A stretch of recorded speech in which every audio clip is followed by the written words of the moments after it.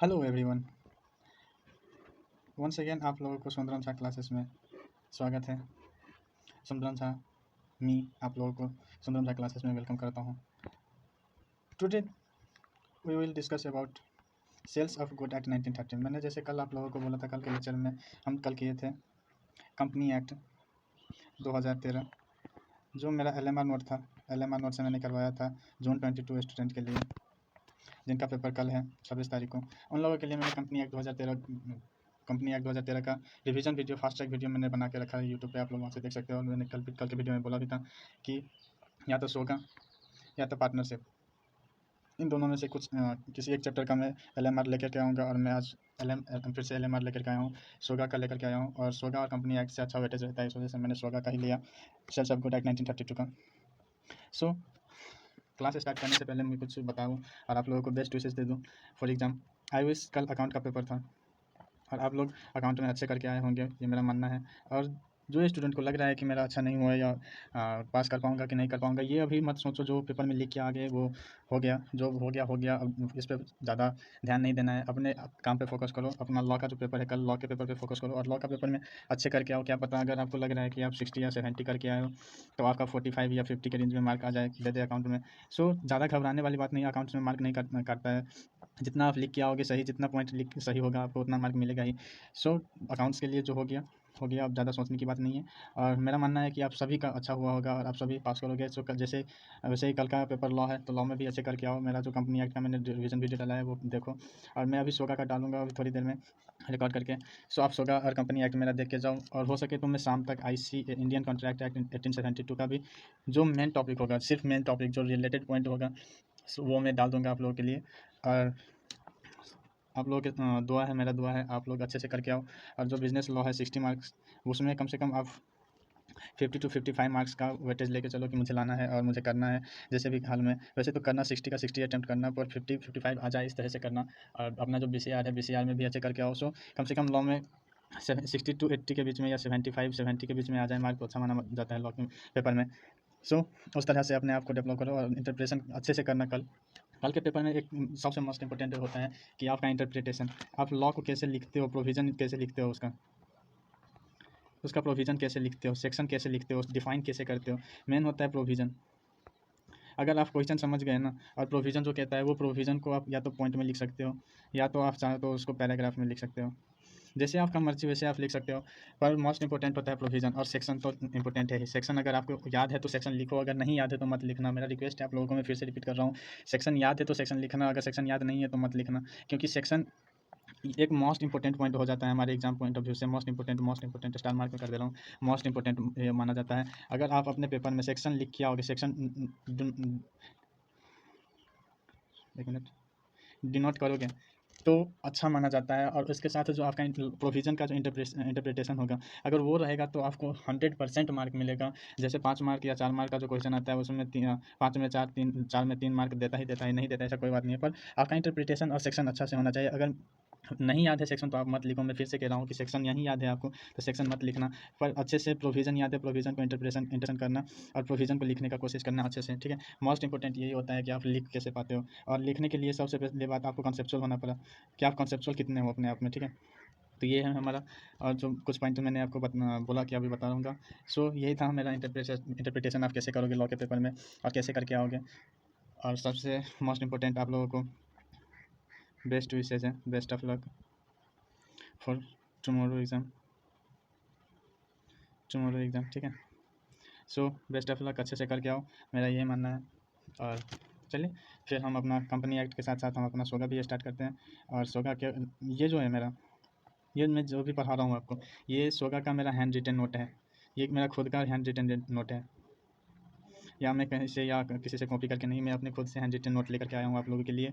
और LMR note है ये मतलब एक होता है एग्ज़ाम पॉइंट ऑफ व्यू से, वो वाले नोट हैं जो मैं आप लोगों को बता रहा हूँ कि कैसे आप लोगों को हेल्पफुल होगा, वो मैं लेकर के आया हूँ। और ये 8 पेज का है, देखो 8 पेज में मैंने पूरा कंप्लीट कर दिया है। और मेरा मानना है कि मैं जो भी पढ़ाऊँगा आपको अच्छे से पढ़ाऊँगा। और ये सोगा का जो ये नोट है मेरा, अगर आप लेना चाहो तो मेरे टेलीग्राम चैनल पे आप लोग जाओ, वहाँ से डाउनलोड कर सकते हो। टेलीग्राम का लिंक मैं वीडियो के डिस्क्रिप्शन में दे दूँगा, वहाँ से आप ले लेना। और most important cheese, please video देखते हो तो स्किप मत करना, वीडियो देखते हो तो स्किप मत करना, और पूरा देखना, अच्छे से देखना, कंसेप्चुअल देखना। मैं हर एक पॉइंट को बताऊंगा, सिंपली क्लियरिफाई करके आपको मैं बताऊंगा। और जो पॉइंट आपको नहीं समझ आए तो उस पॉइंट पर मुझे कमेंट करना कि सर यहाँ पे समझ नहीं आया, ये पॉइंट आपको चेंजेस करना पड़ेगा, या ये पॉइंट आपको थोड़ा अच्छे से इंटरप्रेट करना पड़ेगा। देखो मैं भी अभी स्टार्ट किया हूँ, न्यू स्टार्ट किया हूँ, तो सो आप लोग हेल्पफुल करोगे कि क्या मेरे में चेंजेस लाना पड़ेगा, कि क्या करना पड़ेगा, उस हिसाब से मैं करूँगा, और उसी हिसाब से आप लोगों को भी अच्छा होगा और आप लोग भी अच्छे से कर पाओगे। ठीक है, सो मेरा फिर से मैं बता रहा हूँ, मेरे 5 जुलाई से नवंबर अटैम्प्ट के लिए, जो बच्चे न्यूली बच्चे अभी रजिस्टर करवाए हैं नवंबर में, जिनका पेपर है उन लोगों के लिए मेरा 5 जुलाई से मेरा बैच स्टार्ट हो रहा है, फ्रेश बैच हो रहा है। कोई भी पुराना लेक्चर या कोई भी पुराना नोट्स या कोई कुछ भी नहीं, जो मेरा है अपना नोट्स है, अपना बुक है, अपना PDF है, उससे मैं पढ़ाऊँगा, वो आप लोगों के साथ शेयर करूँगा। सो आप लोग जो भी दिसंबर के बच्चे हैं उन लोगों को ये शेयर करो और बोलो कि सर स्टार्ट कर रहे हैं, सो वो आके मेरा फ्रेश बैच देखे एक बार।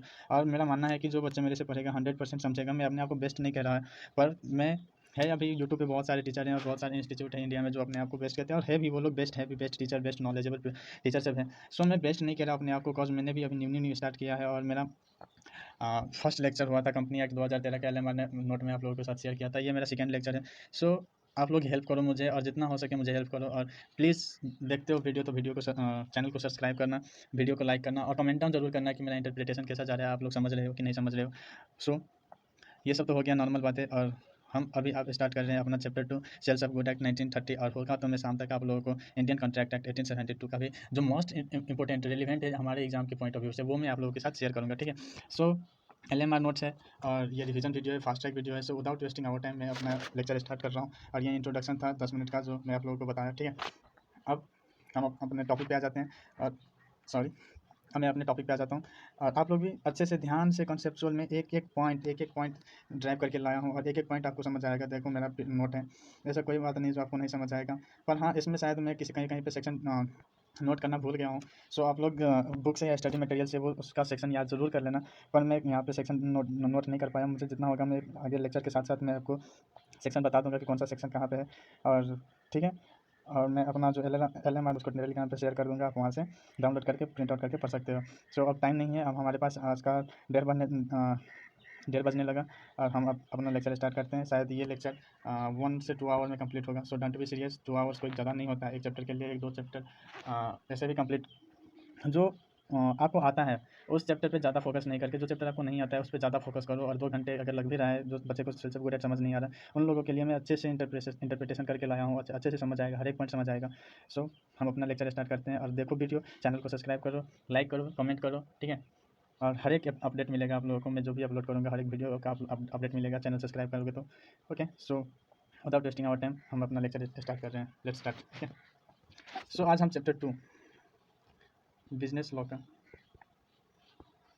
चैप्टर 2 स्टार्ट कर रहे हैं, जिसमें सेल्स ऑफ गुड एक्ट 1932 के बारे में दिया गया है। सेल्स ऑफ गुड एक्ट 1932, इसका इफेक्टिव डेट कब ये आया था, इसका ये इफेक्टिव कब हुआ था? 1 जुलाई 1930, sorry sales of good act 1930 है, मैं 32 बोल दिया, हम sorry. Sale of good act 1930 है, और इफेक्टिव डेट 1 जुलाई 1930 से ये इफेक्टिव हुआ था। Extend to whole of India. अब होल ऑफ इंडिया पहले हुआ करता था, जम्मू कश्मीर से इसको हटा दिया गया था।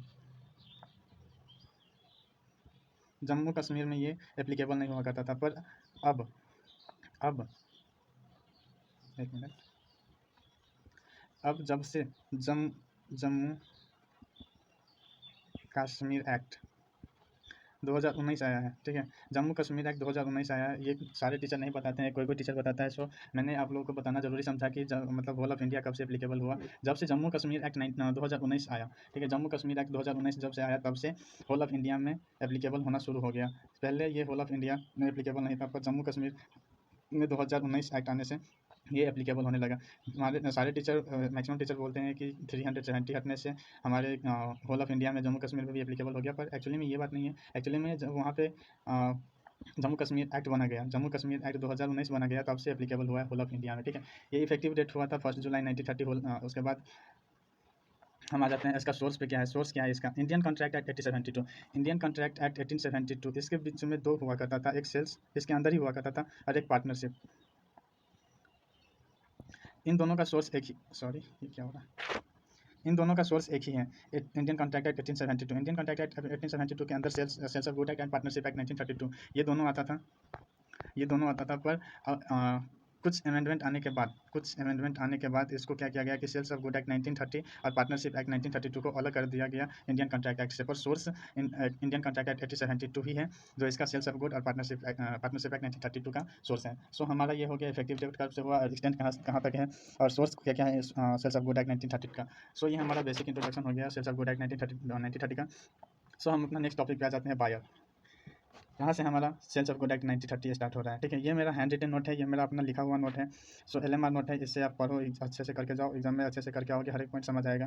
ठीक है, सो लेट्स स्टार्ट। अब हम अपना बेसिक कर लिए, और बेसिक करने के बाद हम अपना आ जाते हैं मेन टॉपिक है। और मेन टॉपिक बायर से स्टार्ट किया गया है, और किया मैंने। बायर क्या होता है? अ पर्सन हु बाई और एग्री टू बाई गुड्स। एक पर्सन है जो एग्री करता है गुड्स खरीदने, एग्री करता है गुड्स खरीदने के लिए, उसको हम बायर बोलते हैं। ठीक है, अ पर्सन हु बाई और एग्री टू बाई गुड्स। जो पर्सन गुड्स खरीदता है या बाई एग्री करता है कि हाँ ये मैं गुड्स खरीदूंगा, उसको हम बायर बोलते हैं। सिंपली सा बात है, बायर मीन्स क्या हो गया? Buyer means a person who buy और एग्री टू बाई, उसको हम बायर बोलेंगे। ठीक है, उसके बाद seller, a person who sell और agree to sell the goods. एक पर्सन है वो सेल करता है या एग्री करता है, एग्री टू सेल करता है तो टू बी, फॉर एग्जांपल ए ने सेल किया या एग्री टू सेल किया कि मैं बी को गुड्स बेचूंगा, उसको हम सेलर बोलेंगे। ठीक है, सेम एज बायर। बायर क्या होता है कि बाई गुड्स बाई करता है या एग्री करता है कि हाँ ये मैं गुड्स खरीदूंगा, उसको बायर कहता है। सेम एज सेलर, सेलर वो होता है जो सेल करता है और एग्री करता है कि हाँ ये मैं गुड्स बेचूंगा। ठीक है, उसको हम बायर एंड सेलर कहते हैं। ये हमारा